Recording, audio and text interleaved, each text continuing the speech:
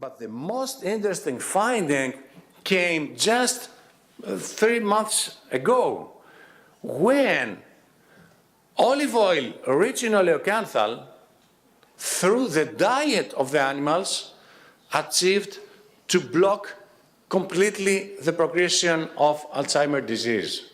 We're not talking about pure compound administered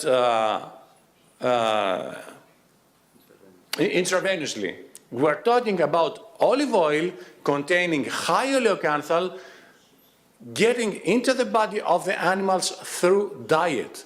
They were eating food with olive oil with high oleocanthal content, and in just a few months, just in 4 months, it was the progress of the Alzheimer's disease was completely blocked.